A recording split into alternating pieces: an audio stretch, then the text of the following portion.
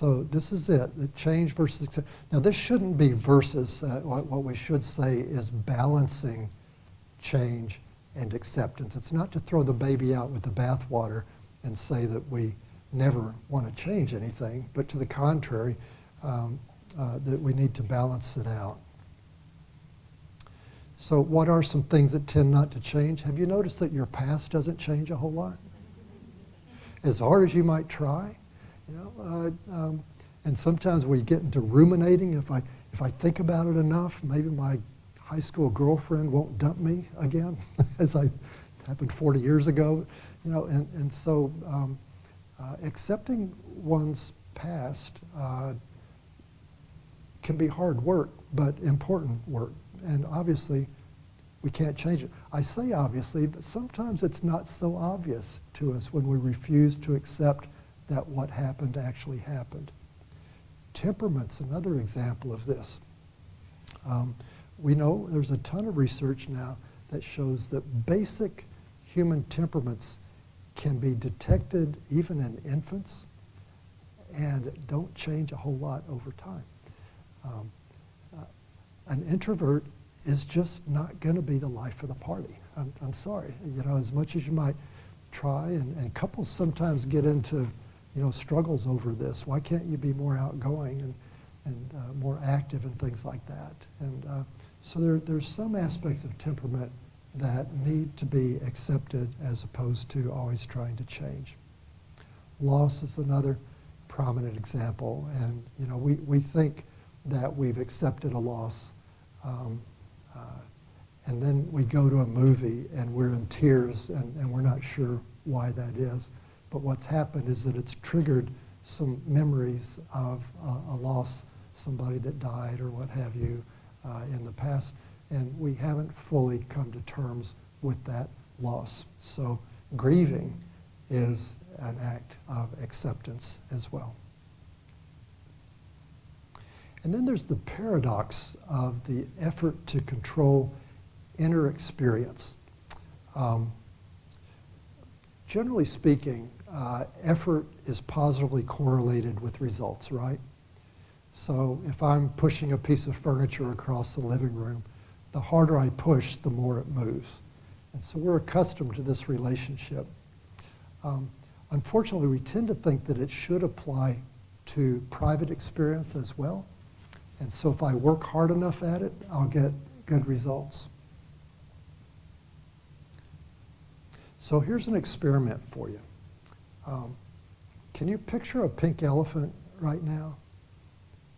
If you want to close your eyes and just sort of bring that to mind, a pink elephant, okay? Kind of a silly idea, okay? Okay, now, I want you to get rid of that image. No pink elephants. Get it out of there. No pink elephants. And we're going to sit here for half a minute, and I want just make sure it doesn't show up for 30 seconds. Can you do that? How you doing?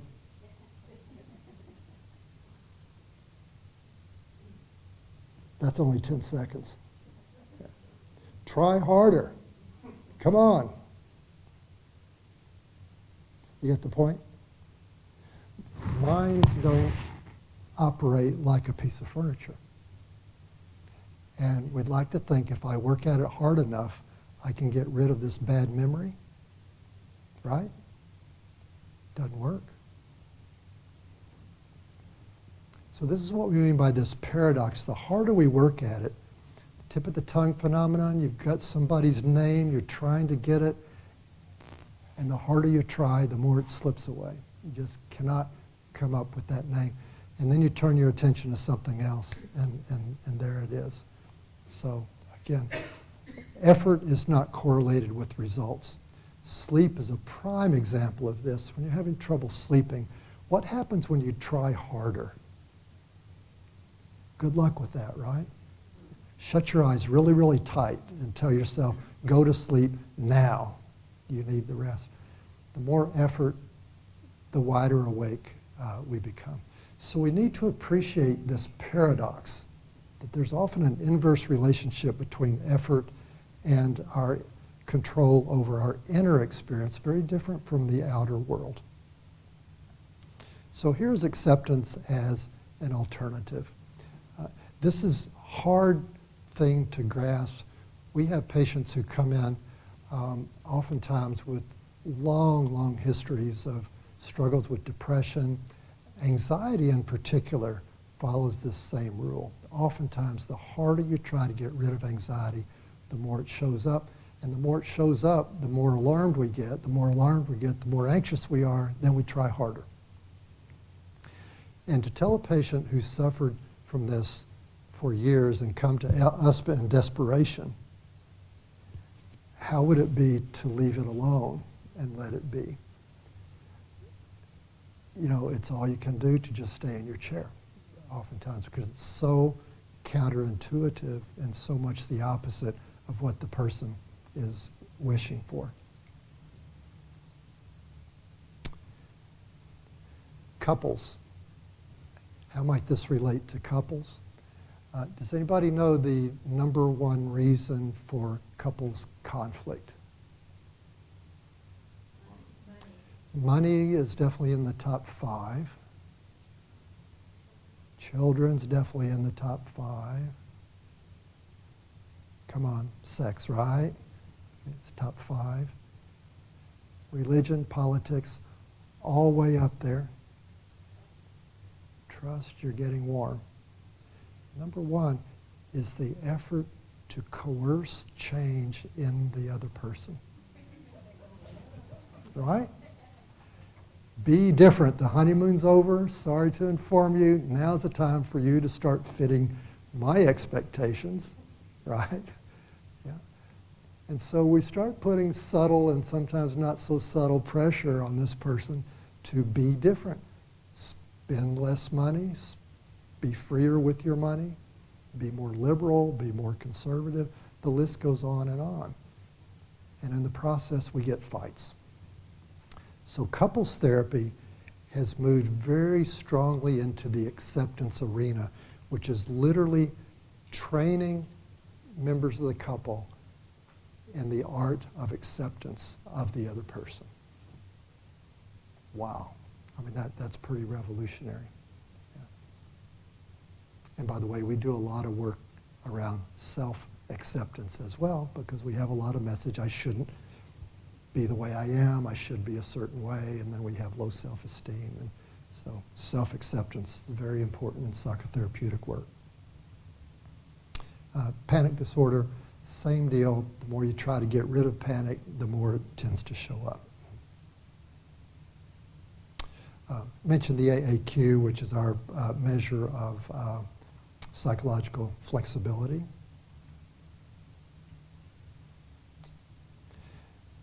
How are we doing for time? Good, 20 minutes? Okay. But I need to allow time for questions, right? Okay, I'm going to need to push ahead a little bit. I'm talking too much. We now have a psychotherapeutic group called Suicide Resilience, believe it or not. And something that you'll hear among psychotherapists very often is don't put suicidal people in the same room together because it'll go down a black hole. Guess what?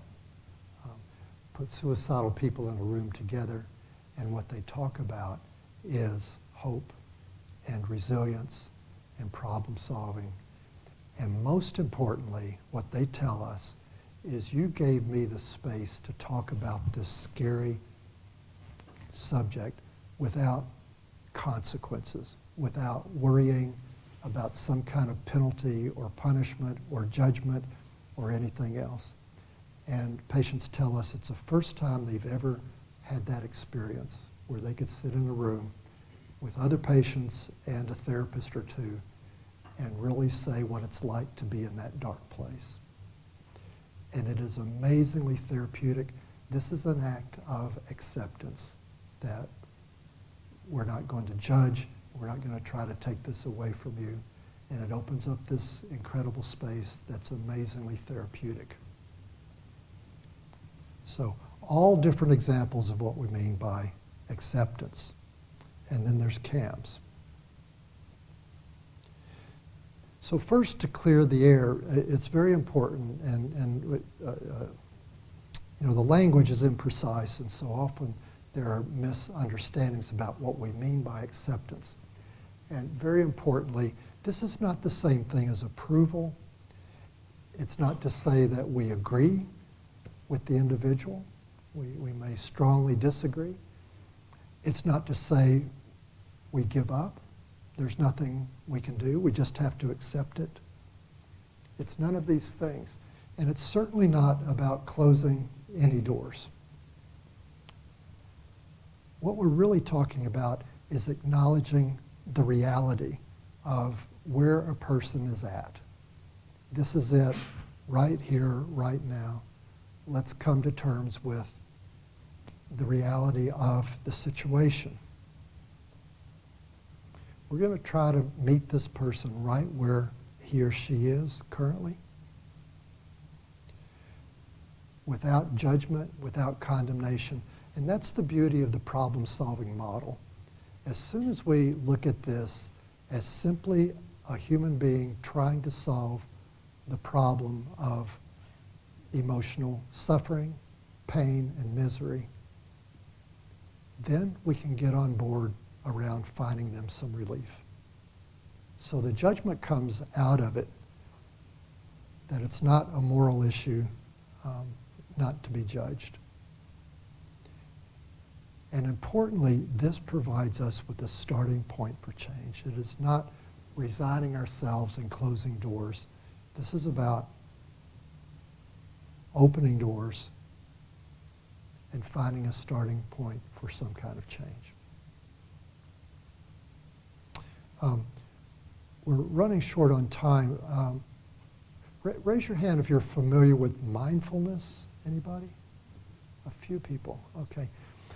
This is worth looking into, something that I'm very enthusiastic about.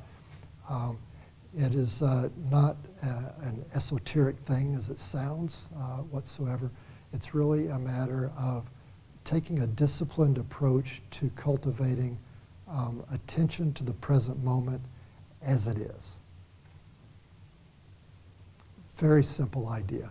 Mindfulness meditation is oftentimes just sitting with eyes closed or eyes open and just being present, as opposed to what the mind is inclined to do, which is to get stuck in the past or wander and worry about the future, but not be present right here. And so this is about accepting what is here, and particularly the self. And practicing this non-judgmental acceptance. Yes, even suicidal thoughts. And this is something that we really harp on with our patients, is a thought is not by any stretch the same thing as an act. Thoughts don't have to lead to acts whatsoever. In fact, usually they don't. How many thoughts have you had during the last 40 minutes without acting on it? Dozens, right? I mean, they just cross the mind. I don't know, maybe I'll go take a walk, maybe I'll take a nap. What's he talking about anyway? Maybe I'll raise my hand, maybe I won't, you know. And so, and we want suicidal thoughts to be in that same category, which is they are only mental events, something to be aware of, maybe something to pay attention to, maybe something to disregard. But it's not the same thing as an act. It's as different as the pink elephant versus the piece of furniture. Suicidal thought is the pink elephant. It's just there. It doesn't do anything whatsoever, and it doesn't force me to act on it. I can get some separation between the thought and the deed.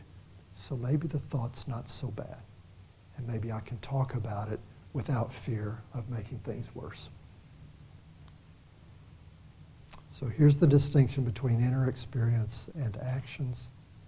If you're interested in this, this is in your handout that you can look at Luoma.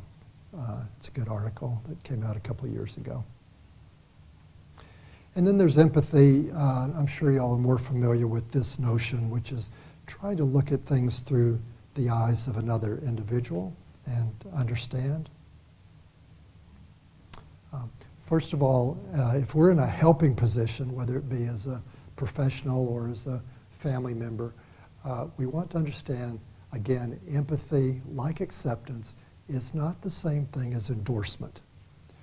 So to say, I'm really trying to understand what it's like, or what this person, how this person got into this suicidal state. Understanding is not the same thing as endorsing or agreeing. It's something that we cultivate deliberately to help us join with the individual and help the individual to feel understood. Here's an interesting quote. I am now the most miserable man living. If what I feel were equally distributed to the whole human family, there would be not one cheerful face on the earth. Whether I shall ever be better, I cannot tell. I awfully forebode I shall not. To remain as I am is impossible.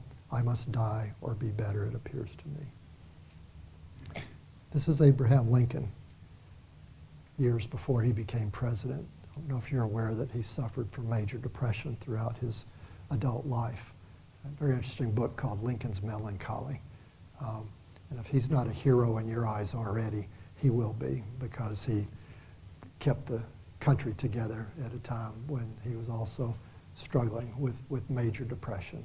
And thank goodness he survived, that he didn't take his own life at this dark time in 1841. So in my view, if you've not been in a suicidal state yourself, then the next best way to get a sense of what another individual is experiencing is to read. And these are some books that I recommend. Kay Jamison is a world-renowned clinical psychologist at Johns Hopkins University, and she wrote An Unquiet Mind about her own bipolar illness and her own near suicide. And she's a gifted writer. This book reads like a novel, so I really recommend it. William Styron, the author of Sophie's Choice, wrote about his own depression, and you see the list. All of these are really just good books. We don't have time for this, and you're probably glad you don't, because I inflict this on my students all the time, which is to imagine that you're in a position of answering uncomfortable questions from an individual in a position of authority that you don't know well. That is comparable to the experience of a suicidal person receiving questions from somebody else. The answer I get to this question from students is, I would lie. Very often that's how I would behave. So we try to understand what a tough position that's in, but also to ask the question, what would you most need in that situation? Do you know?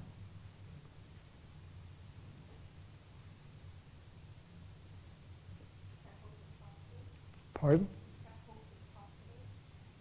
That hope is possible. Yeah, sure. Yeah. Need an advocate, somebody that you felt like was on your side. Yeah. We need trust, don't we? We need to find some way to get trust. And so otherwise we cover up and try to get out of the room as quickly as possible. Yeah. So in our position as helpers, we, as much as we can, help the person to have a sense that they have an advocate.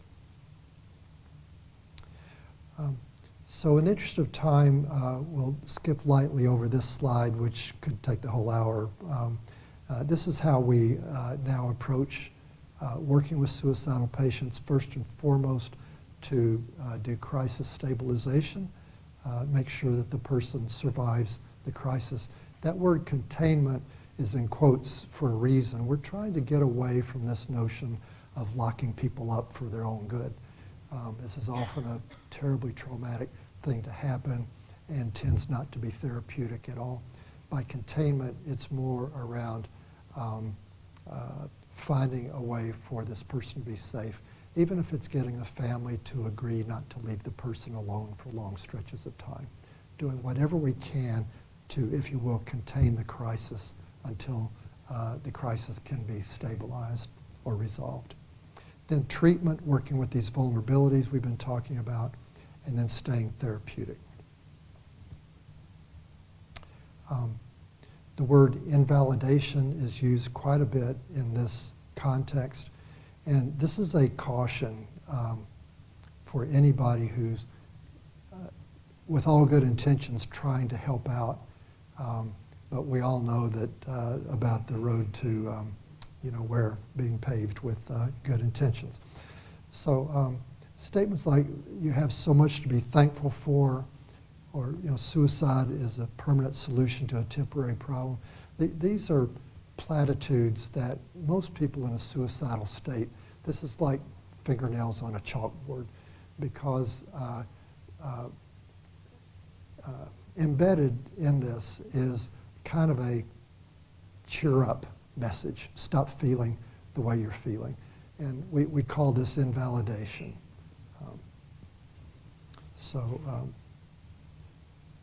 What to say instead? Well, there's nothing carved in stone about this, but empathic statements like "you must be really hurting if suicide" has come to mind, to convey a sense that we're really trying to understand, acknowledging that it's a scary topic, but it's okay, we can talk about scary things. It's no wonder suicidal thoughts have shown up. Marsha Linehan years ago just freaked out everybody in the audience when she shared, she's a clinical psychologist at the University of Washington who created dialectical behavior therapy. And she said that she actually says to patients, "If I had your life, I'd be suicidal too." It's like, can she say that? Well, she does. She did. What's she doing here? Is she telling them, yes, you should kill yourself? No. She's saying, I really get it. I get it that you are suffering big time. And we really, and here's the and, we need to get busy and help you create a life worth living. So it's a tremendously empowering, validating statement. It's normal to want relief from suffering. Can we talk about ways other than suicide? This is not saying don't feel that way. It's saying I understand you feel that way. I wonder if there might be some other paths that you can take, because we join together in this partnership around helping you to feel better. So just some pointers here that you can read in your handout. I think that a lot of them we've already covered.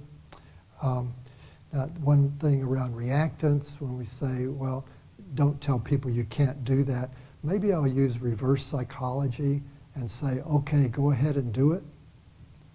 And the answer is no. We're not going to do that. Reverse psychology really is a high-risk, low-reward strategy, and oftentimes, almost always, it will come across as uncaring, and it's going to undermine your relationship. So don't take reactance theory too far and say, well, if people do the opposite of what they're told, I'll tell them to do the opposite of what I want them to do, and then they'll do what I want them to do. And it's not quite that simple. So, and a mindful reminder around present awareness, helping an individual. And by the way, hopelessness is largely about the mind being in the future. If you can think of it that way, that hopelessness is about predicting more misery and suffering in the future. In that case, the mind is not here. And so mindfulness teaches us to be here and to bring our mind back into the present. If we're ruminating about the past, likewise, bring the mind into the present moment. So a person in a suicidal state often will respond to the reminder to let's just take this a day at a time. And why don't we be right here, right now, and see what we can do. Okay. And then, as we were saying, cultivating empathy and compassion. So coming around full circle now to wrap things up to this very emotional photograph.